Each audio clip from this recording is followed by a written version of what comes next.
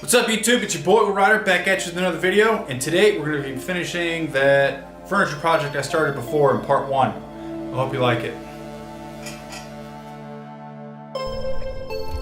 Since this entire project was an experiment, a proof of concept, I went with the cheapest material I can find. And these are some project boards that you get from Lowe's. It looks like you make countertops or bench worktops out of them. And it's a super soft wood, some kind of pine, and it's all laminated together, and I think it's about 3/4 of an inch thick. I think that's right. So I cut a couple to size and glued them together to make it a little thicker. And if this works out, I will be redoing this with most likely a slab of some sorts, whatever I can source here in Las Vegas.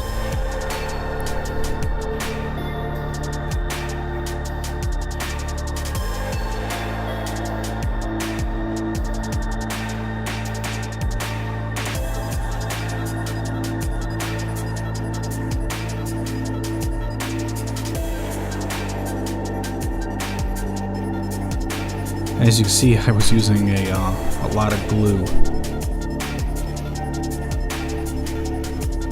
I need to get some of those nice silicone brushes that I see, because I waste a lot of brushes with glue like this. And my friend TJ always tells me I use too much glue, but whatever I don't need just gets squeezed out. So I'd rather have too much than too little and have things fall apart. It's just a regular Titebond 2. I don't think I've ever used Titebond 1. I've used Titebond 3 before for stuff that needed to be waterproof. This is the second piece, and because the laminations that were done from the manufacturer, I couldn't trust them, so I offset this a little bit.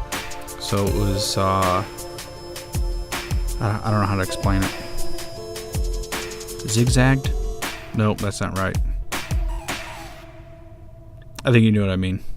Bricked, a little brick pattern for the 2 layers. So they definitely wouldn't split down the long ways of it. And due to not having clamps with a big throat on them, I decided to use some 1-inch screws and press them down into there, but not so far that they would come through the other end. So this is the bottom side here. Go quick with that drill, huh? And this actually got a lot of squeeze out. I don't think it was on the side that you could see. I think it was on the front side towards me. But a lot of glue actually squeezed out just from driving all these screws in.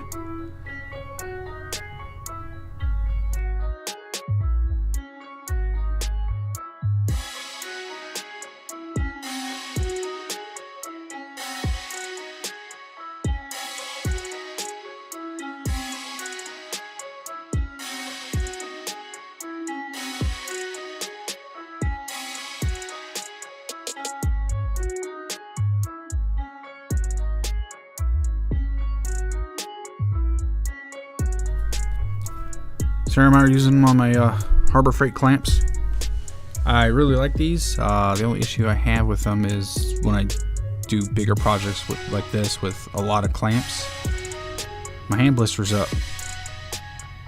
I need to wear gloves or stop being such a wimp. I use some DeWalt clamps too. I used every single clamp I owned. And after I was done, I decided that I need to go to Harbor Freight and get some more clamps. Just the small ones. The big ones, those longer ones there, I don't like those. If I had made that tabletop myself, those things bend, they curve in really bad. And I have issues with wood sitting flat because of it, or the clamps like popping off because they curve so much.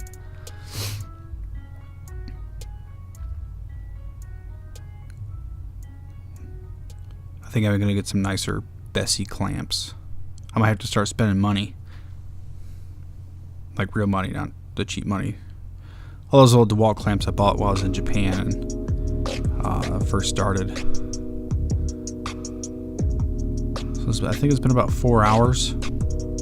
I'm now just taking all the clamps off, and then I took all the screws out as well.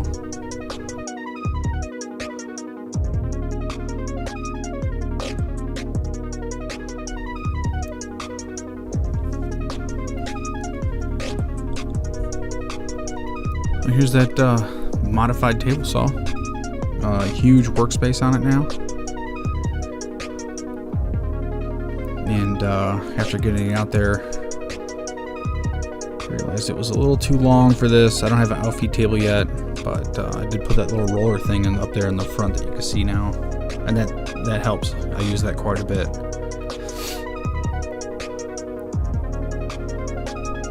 I need to adjust the feet on the table saw as well because it was a little wobbly.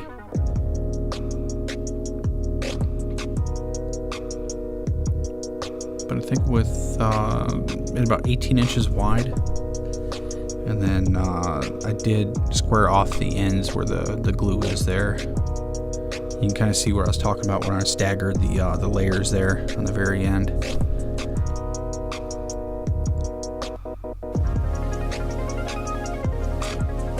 So here I'm squaring it off. I just put this little angle on here. I thought it looked nice, and this is the one power tool I had out in Japan, and I don't think it liked this because it was smoking quite a bit. I did this to both ends, and couldn't make it all the way through. It was quite an aggressive cut for that little saw. I do have another skill saw, but I don't like the blade on it, and I think it's a little bigger, so I can't swap blades. I might get another blade for that skill saw. I'm gonna bust out my plane again to clean up this edge.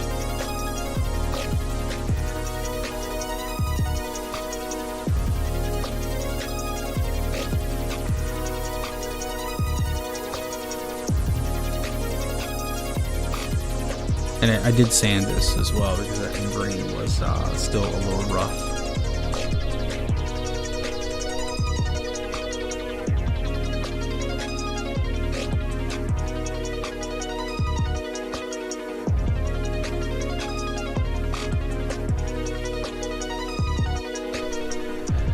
Now that says wood filler, but it is Bondo. It has a little bit of a hardener that you mix with it.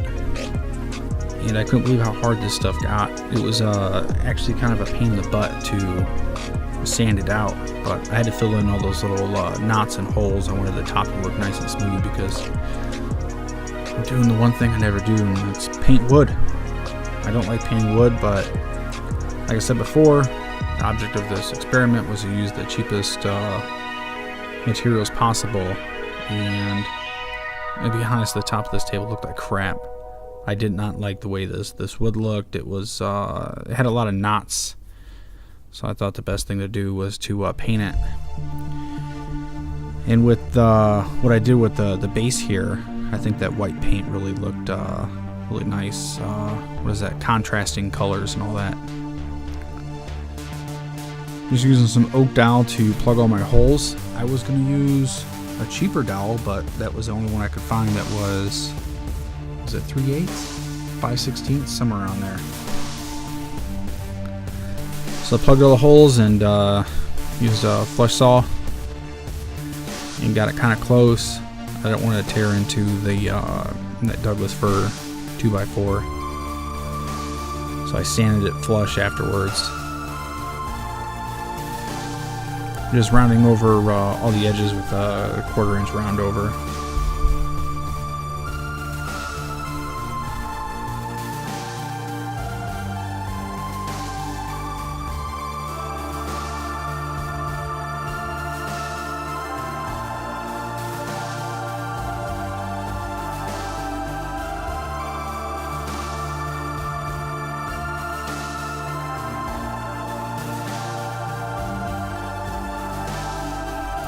Rounded over everything on the tabletop as well.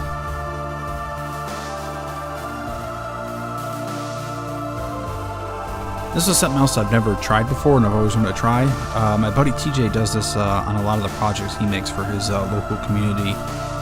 And you burn the surface and then you sand all that loose carbon off, and it leaves a really nice color contrasting thing with the light grains and the darker grains. And you can actually feel the texture with your hands. It's a pretty simple process. You burn the wood, not too much because it will start on fire, and I did do that in a few spots. And once you're done burning it, I think it protects it pretty well too, but I guess you can still use a finish over the top of this. It still maintains the texture after you finish it with polyurethane or polyacrylic is I think what I used.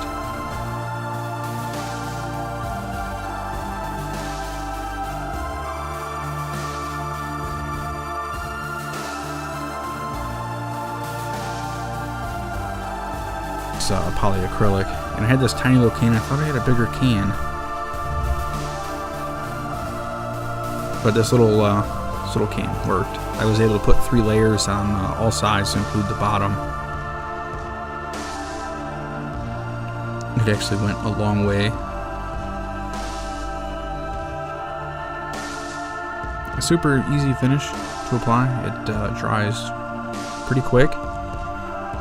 And the only thing I did after applying it all was steel wool with a little bit of paste wax, and it turned out really nice.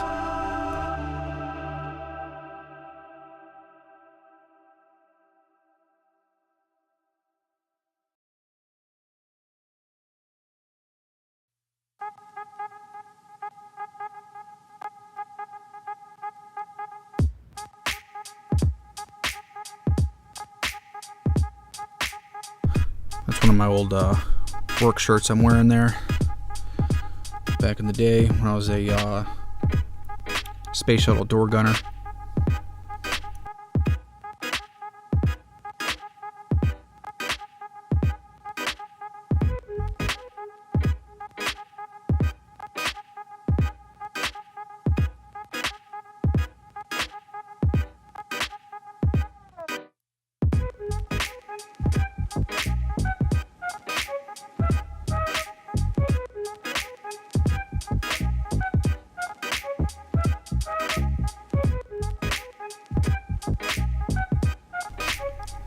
And this is when the fun stuff happens. I was worried about scratching the surface. I didn't want to have to repaint, so I laid down some painter's tape there to kind of protect that one part.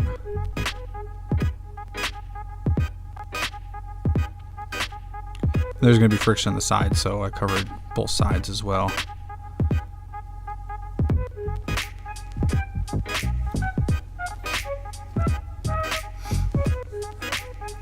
here it comes.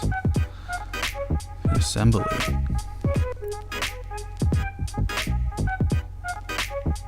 That's my wife's grandmother's piano. I might refinish that one day, but it's all veneer.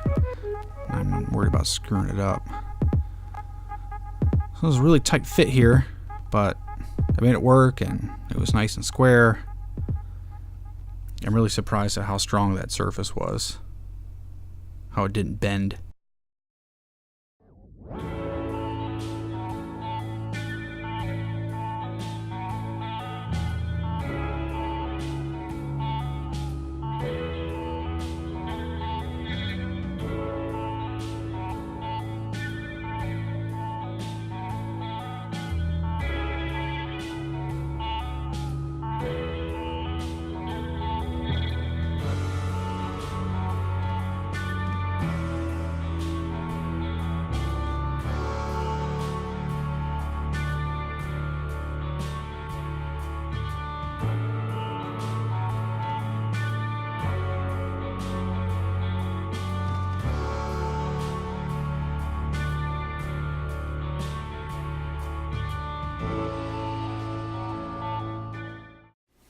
So there you have it. The wife says that she loves it, so we're now going to keep this instead of the old coffee table that was in here. The only changes I've made was I added this aluminum pole stuck in there. It's pretty strong, not strong enough. But now it's super strong. I didn't like that I had to do that. I think if I used more expensive materials, it might be a little stronger. This tabletop was quite light, but still, if you push down on it, it would snap everything here. I hope you enjoyed this video. If you did, give it a thumbs up. If you didn't, give it a thumbs down. Leave me a comment below, hit that subscribe button, and I'll see you next time.